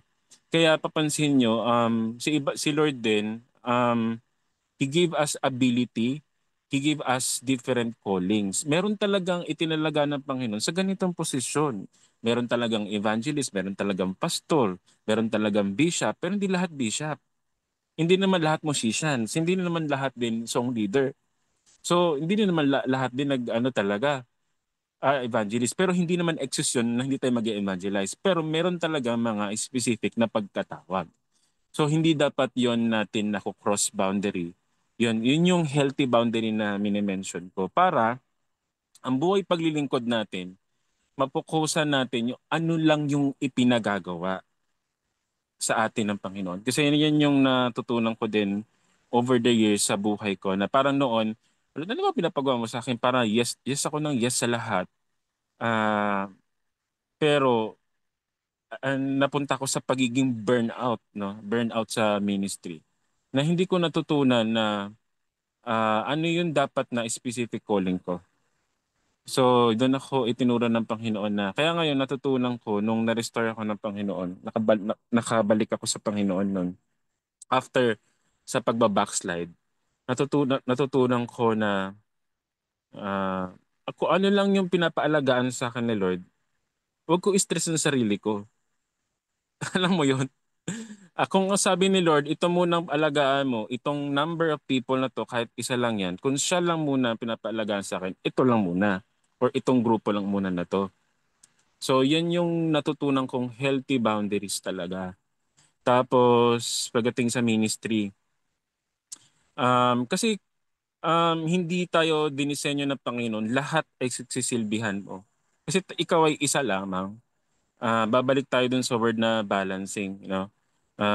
Tayo din ay may ginagampanan ng role sa buhay. Tayo rin ay isang ama, ina, kapatid, 'di ba? Empleyado pa tayo. Dapat 'yon, hindi din natin 'yon na forsake kasi hindi natin napababayaan 'yan kasi part ng stewardship 'yon. Hindi ka lang tagapaglingkod ni Lord, pero anak ka rin. Ano ibig sabihin ng anak? Gusto niya i-enjoy mo din ang buhay mo dito. Balance lang. 'Di ba? Although meron mang sacrificial sa paglilingkod, talagang hindi may iwasan 'yon. Pero hindi naman again, hindi suicide ng ministry. 'Di ba? Hindi ikaw si Jesus na napapako mo yung sarili mo doon. Hindi ganoon. So, yun yung mga natutunan ko talaga over the years na doon papasok yung surrender, that God is control, God is still sovereign, God is still God. And we are His instrument. Yung word na instrument na parallel sa word na servant. Pag ganun yung mindset natin noon, tayo ay isang instrumento ng Diyos. Hindi papasok yung word na pride at glory to us.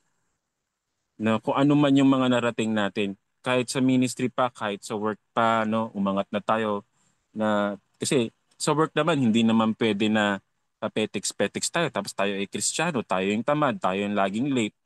'Di ba? Paano mo sasabi na Kristiyano ka? How people would believe in your testimony kung sa simpleng action mo ng pagiging late sa trabaho, tapos laging poor ang performance mo, how they know Jesus in you? Yan din yung natutunan ko din. Kasi dumating ako sa punto ng buhay ko noon, mga kapatid, na nag-work ako din sa current company ko na kasi dumating ako sa punto na super yung work, yung ano, may ministry din kasi kami sa office noon. Bukod sa ministry ko sa church ko, local church ko, no, may ministry din kami sa office. Sa office namin merong prayer meeting, merong Bible study, tapos merong ano parang meron pang isa na fellowship. So parang yung church yung parang yung work namin, simbahan na, parang ganun. Pero hindi ko na malayan sa sarili ko na hindi ko na nababalanse. Kasi dumating sa punto na napabayaan ko yung performance ko sa trabaho. Tapos sinasabihan nila ako, yeah, kakaano po niya kasi yan eh. Kakaano niya prayer meeting, Bible study niya po yan. Puro extracurricular po yan. Unang-una, tinitignan ko siya as persecution. Pero nung na-realize ko, may mali. May mali. Oo nga. Binigay pala sa akin ni Lord tong trabaho ko na to. Hindi niya pa ako pinapaalis sa work na to. Pero kailangan kong i-balance eh. Kung ano muna yung specific calling ko in this present time, umakto ako dun sa present time calling ko. Yun yung naging mali ko ng mga panahon na yun. Nga napabayaan ko yung, naalala ko noon, pinapagalitan ako ng manager ko. No, may dumating sa punto na umiyak ako noon sa manager ko. Kasi feeling ko pinipersecute ako. Pero na-realize ko, oo nga, dapat pag oras ng trabaho, paglilingkod din sa Diyos yun. Pagbutihan mo. Kasi paano maniniwala yung boss mo? Paano maniniwala yung boss mo kung lagi kang late? Paano ko mag-i-speak ng about sa God kung ikaw mismo napapabayaan mo yung responsibility mo bilang trabahador isang empleyado? Di ba? Nag-make sense naman, no? So grabe, sabi ko nun. Pero nung yun yan, natutunan ko yun. Tapos yun, nagtatap na ulit ako. Napakabilis mag-share ng gospel. Kasi nakita nila na may discipline ka sa work. Maaga ka pumasok, di ba? Hindi ka nag-overtime na kasi kailangan mong habulin yung ano kasi naglalamyerda ka buong ano, may na puro ka break time. Ano mo yung mga ganun. So salamat sa Panginoon sa pagtuturo at pagtutuwid sa akin ng mga panahon na yon. Na salamat na ibalanse ako ng God. And then na-fix niya yung heart ko na yung alisin yung pride ba? Pride talaga. So pride and ego, yan. Lalo sa pagtrabaho or pagdating sa ministry. Kasama na rin yan. So salamat sa Panginoon sa ganun na ang pagiging tapat na alipin ay talagang yung sabi nga ni ano din ni Sister Rochelle, yung ano kanina, yung motive of the heart. So tanungin natin, pag tayo ay nandun na sa kumbaga nag-excel na tayo sa performance natin, no? Kuwari, sa paglilingkod na lang sa Panginoon, sa pagso-song lead, ganyan, o sa pag-share ng salita ng God, magaling na tayo mag-preach, ganyan-ganyan. Or even sa work, ang galing-galing na natin. Pero check natin yung heart natin always. Dapat yan ay naka-align pa rin sa puso ng God, means humble pa rin dapat. Christ-like pa rin dapat. Na dapat i-attribute lahat ng na ginagawa natin sa Lord pa rin. Kasi without Him, walang ministry, walang ano, walang work, walang love life. 'Di ba? Wala lahat ng possessions natin. So yan yung mga itinuro na sa akin personally din ng Panginoon at the meantime. At higit sa lahat, ito yung natutunan ko. Hindi tayo makakataka sa accountability natin. Ayawin man natin o hindi, ang buhay paglilingkod natin, lahat tayo ay tinawag. Iba-iba na lang level. Iba-iba lang po ng level, no? Maging sa work, yung iba dito may mga asawa na, iba ng level ninyo kasi sa mga single, no? Iba din yung mga ano din, may mga ministry na maraming hinahawakan. Iba din ang level noon. So, pero yung sabi sa verse 51, ito yung ano din, sabi dito, at parurusahan siya ng matindi, isasama siya sa mga mapagkunwari at doon ay iiyak siya at mangangalit ang kanyang ngipin. So ibig sabihin, we will face the consequences talaga ng ating mga ng mga shortcomings natin. Pag hindi natin napangalagaan yung bilang katiwala o bilang alipin, no? Of bilang servant of God, yung mga bagay na pinagkatiwalaan niya sa atin, personal man yan o sa buhay ministry. So talagang ano no, sabi niya dito isasama siya sa mga pagkukunwari. So ibig sabihin, the Lord is always looking at our hearts. At again, nasa end times na tayo. pagsikapan natin na maging matapat, na maging totoo yung paglilingkod natin, na hindi siya out of performance. Kumbaga, ginagawa mo yon kaya ka nag-excel ka because you love God. You love Him. Yun lang talaga yon. Kasi without love, lahat ng ginagawa natin wala talaga. Wala talagang halaga yan o walang kwenta yan. Kaya kahit na tayo nag-work sa Panginoon, sa work din, gawin natin yun na may pag-ibig. 'Di ba? So, yun. Kung may nakakita man o hindi. So, i-share ko lang din na bago ako magtapos, naalala ko may recent ano kami sa office. Sabi ko, ba't itong mga tao na to, yung may iba kong katrabaho?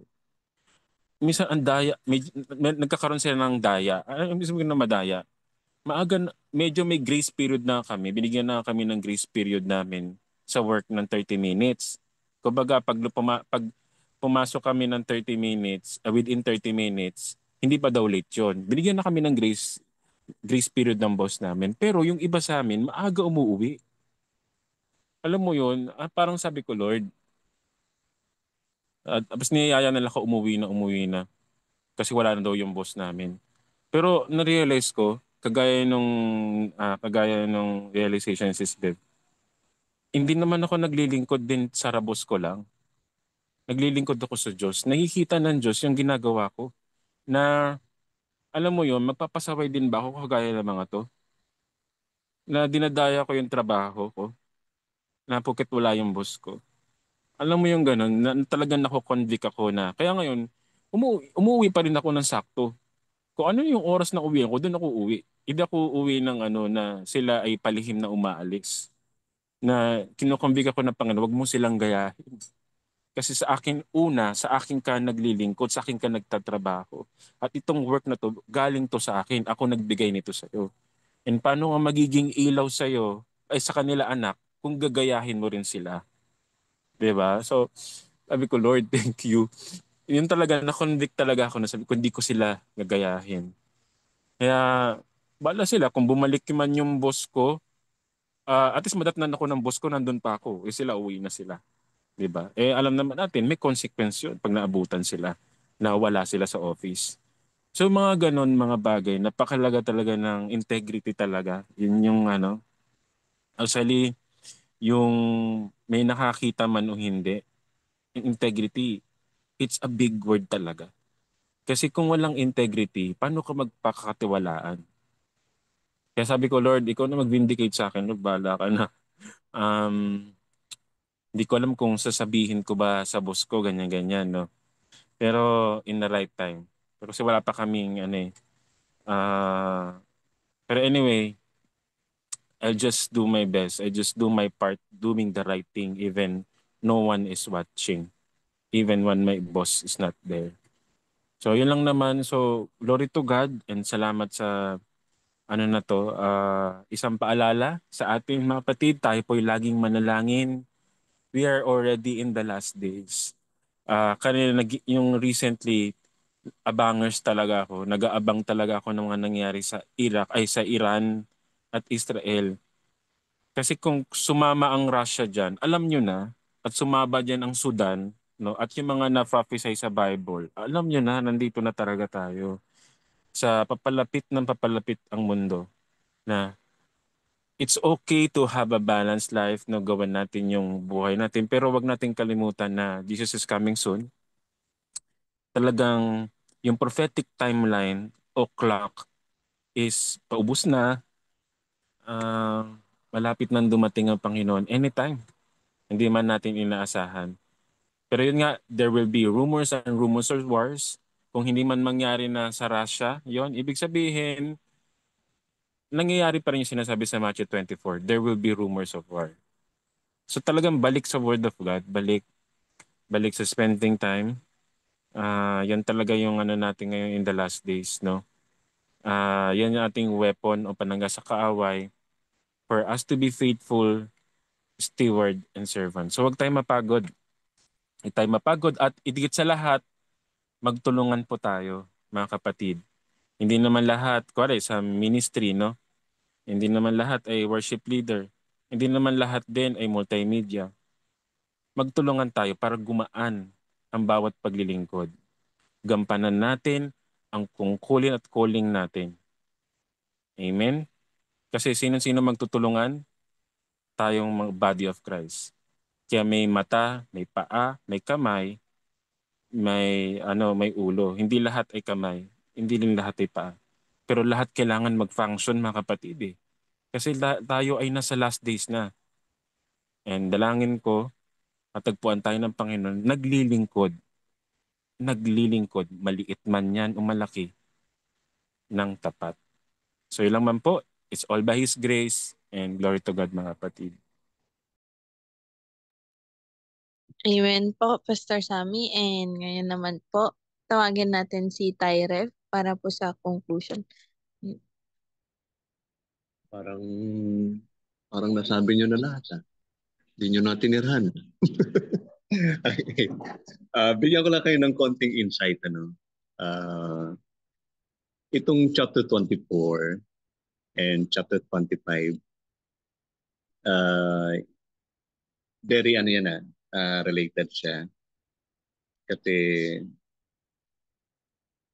lahat yan, yung mga story dyan, yung mga parables, for example, yung wise and faithful servant. Pagdating sa chapter 25, may binanggit dyan na parable of the 10 virgin. Yung 5 wise, yung 5, another 5 is foolish. Di ba? So parang inulit-ulit yung parang binibigyan talaga ng diin ng Panginoong Jesus na may mga faithful and wise servant.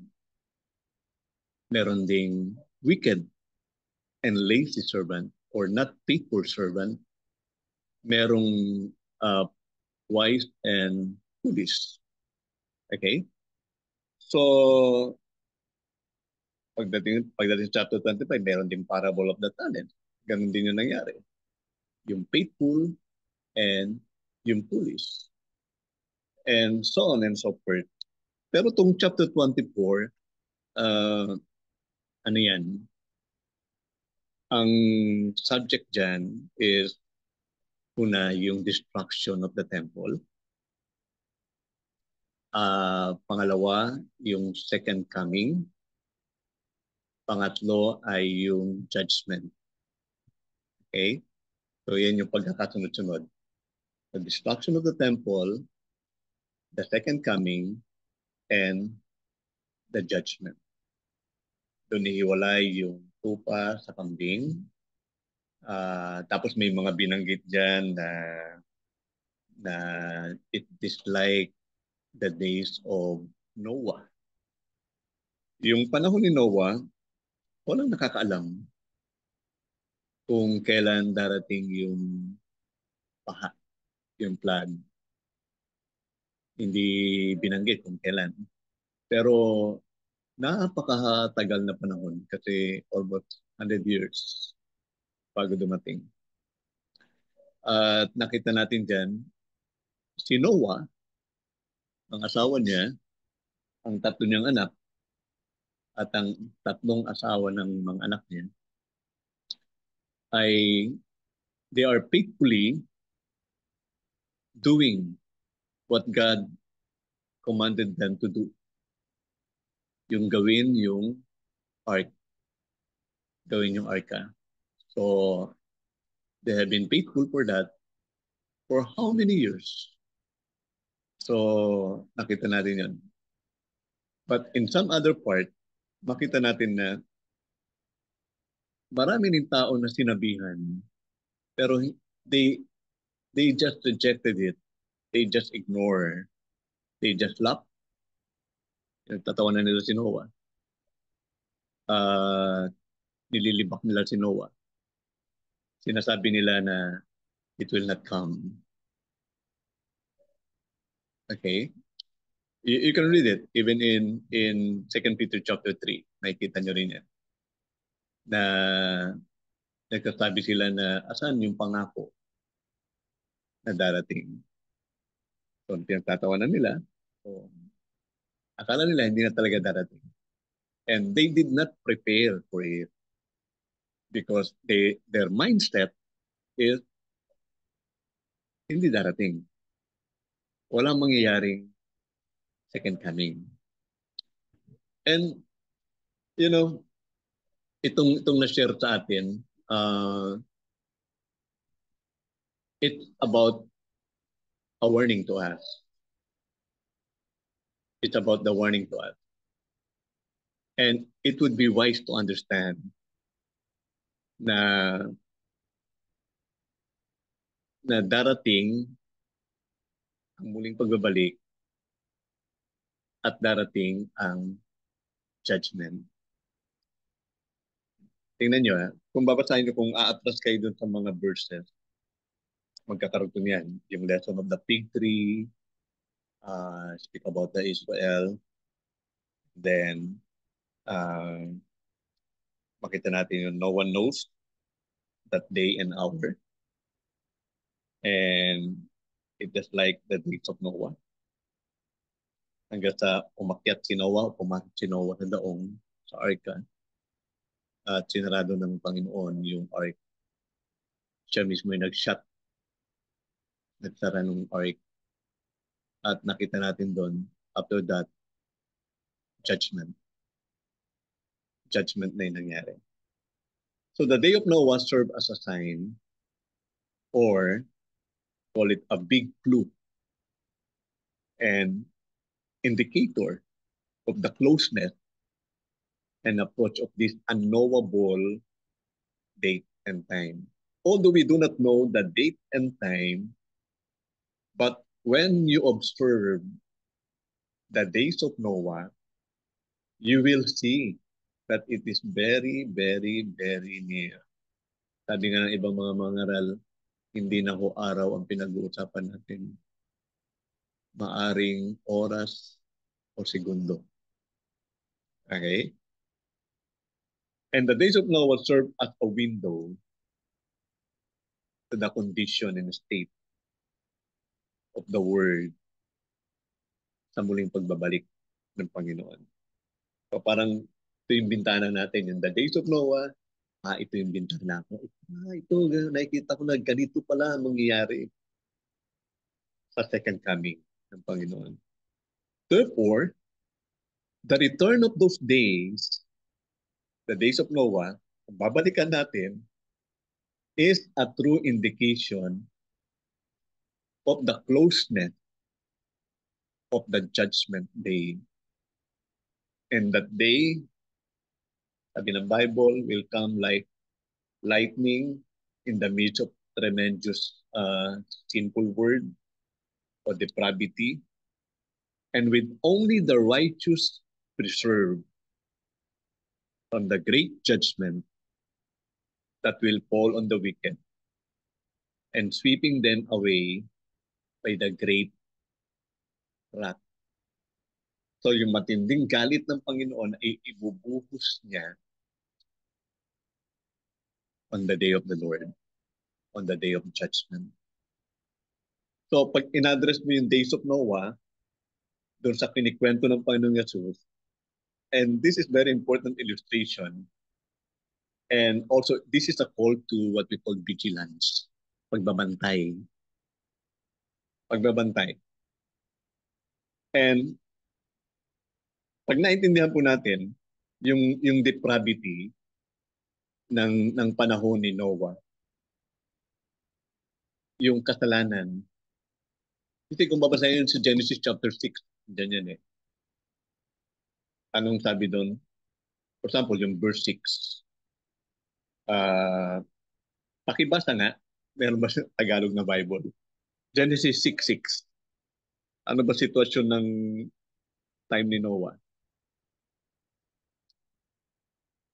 Anyone can read Tagalog? Genesis 6:6.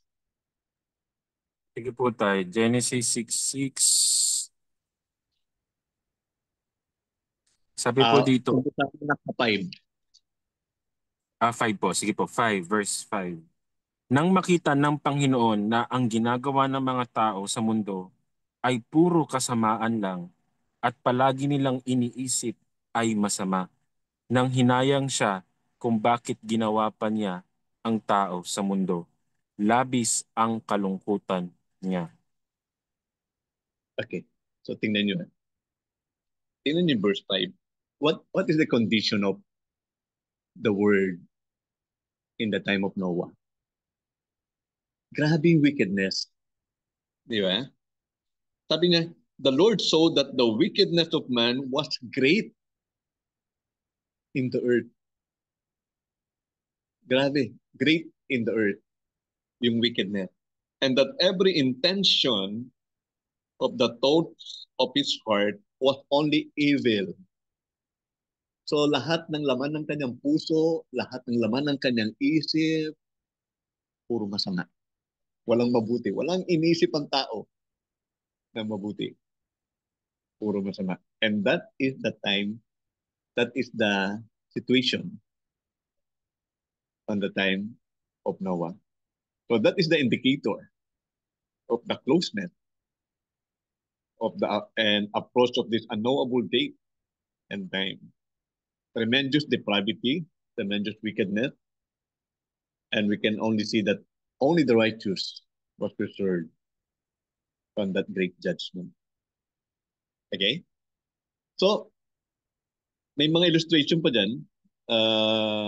When you read 29 to 30, chapter 24, and right after those day of suffering, the sun will become dark and the moon will no longer shine. Yung araw, magdidilim, at yung buwan, hindi na magbibigay ng liwanag. The stars will fall, the powers in the sky will be shaken, then a sign will appear in the sky, and there will be the Son of Man. All nations on earth will weep when they see the Son of Man coming on the clouds of heaven with power and great glory. So, when you see the sun is darkened, the moon has no light to reflect. Take note, ang buwan, kumukuha lang siya ng liwanag sa araw.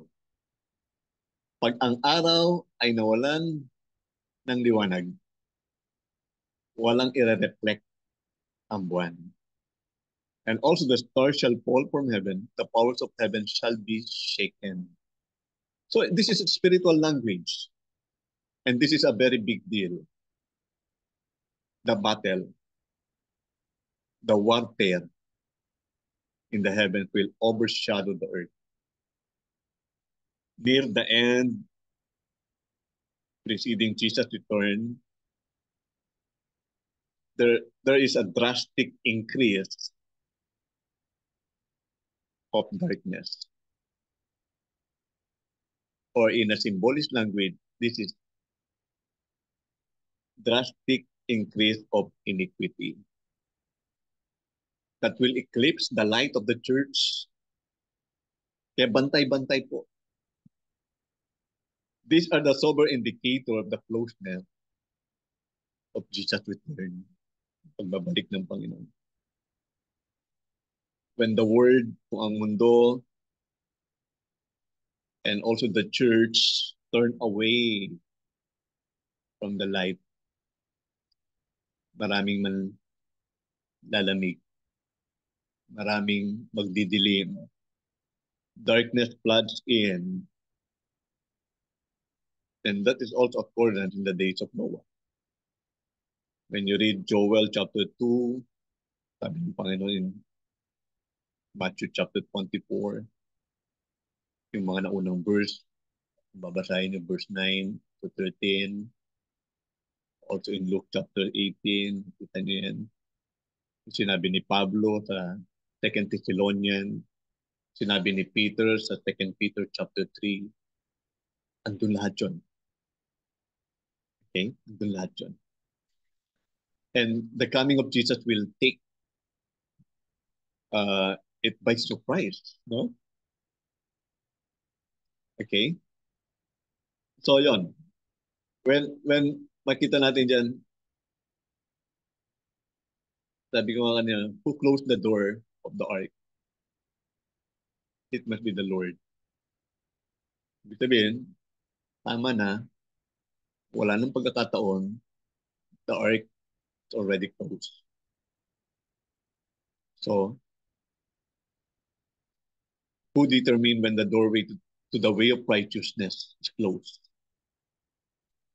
Ang Panginoon. Siya rin yung magdidetermine kung hanggang dito na lang. Kung sarado na. Kaya nga, even sa lumang tipan, may mga nababasa tayo. Kahit manalangin sila, hindi ko na sila papakinggan. Di ba? Sabihin, no more chance. Wala nang pagkakataon. Okay? May binanggit dyan, Matthew 24, may dalawang gumigiling, yung isa kukunin, yung isa matitira. May nasa field, yung isa kukunin, isa matitira. Nasa bubong, huwag lang bumaba. Sabi ng Panginoon, what's therefore for you? Know not what the hour your Lord. Hanggang sa binigay ng Panginoon, itong senior ni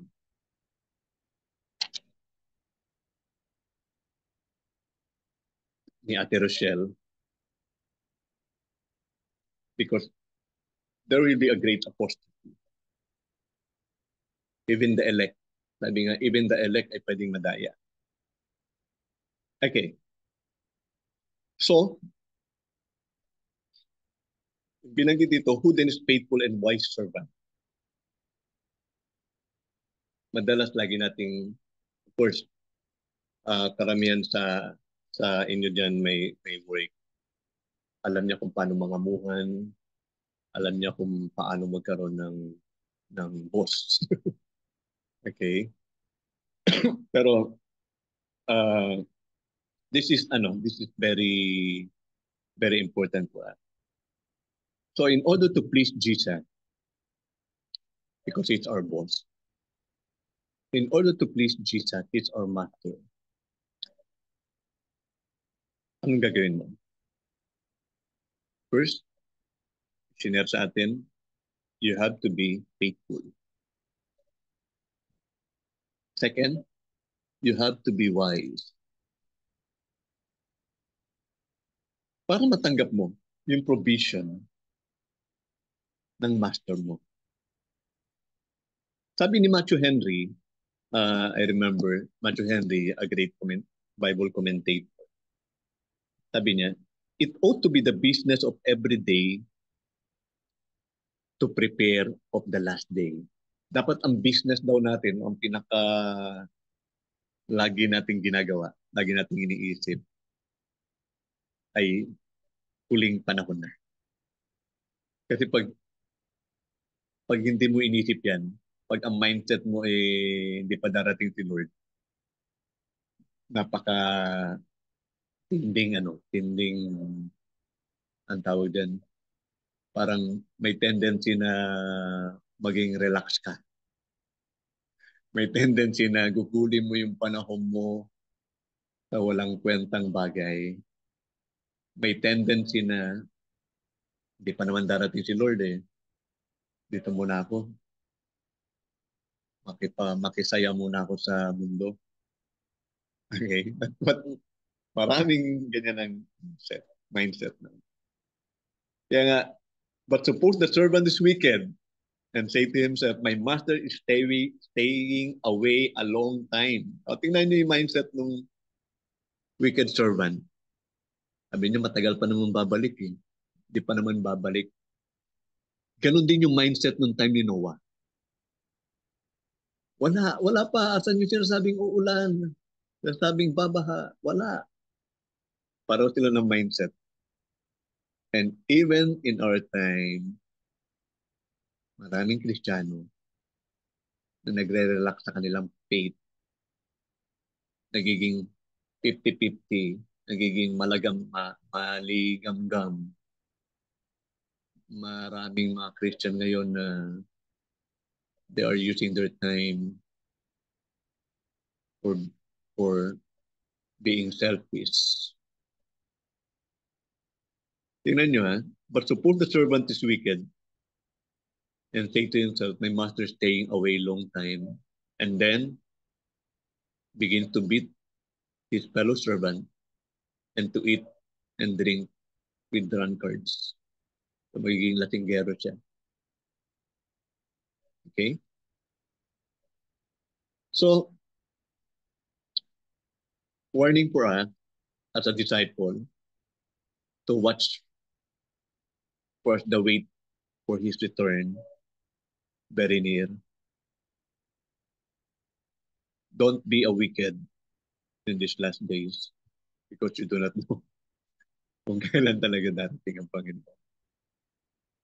So, idagdag nila yung 2 Thessalonians 2:3 and 2 Peter chapter 3, 1-10. And also, always think the days of Noah. Study nyo yan. Ano ba yung time, ano ba yung situation ng time ni Noah? Ito na ba yung situation ngayon? Diba? The master of the servant will come on a day when he does not expect him, and at an hour he is not aware of.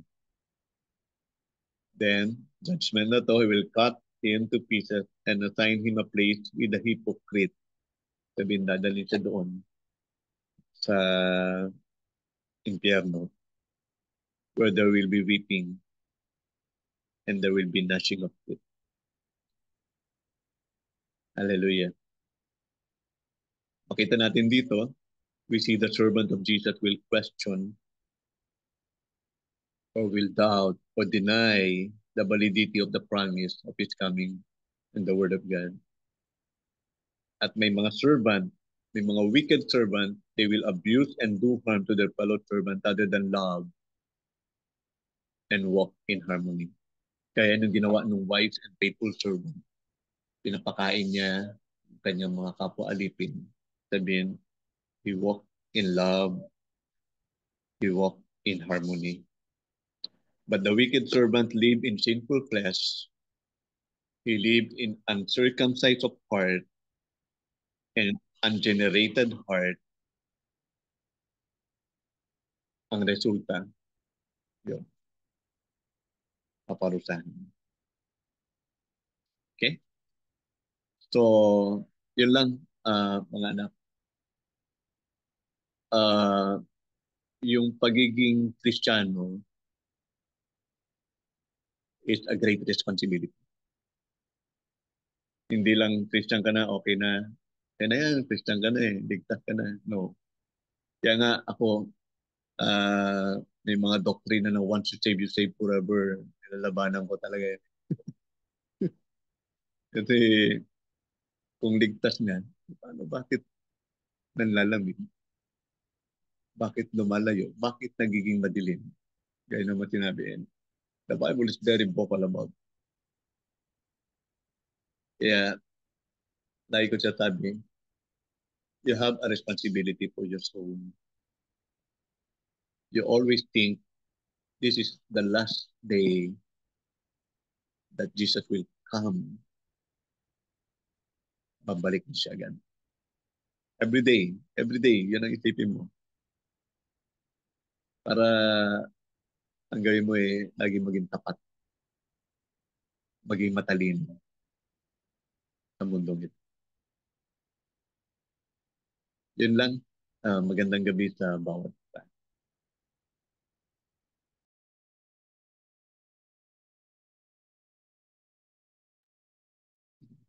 Salamat po, Tyreb. And ngayon naman po, tayo ay dadako sa ating announcement. Wait lang po. Ayaw po mag-stop ng recording.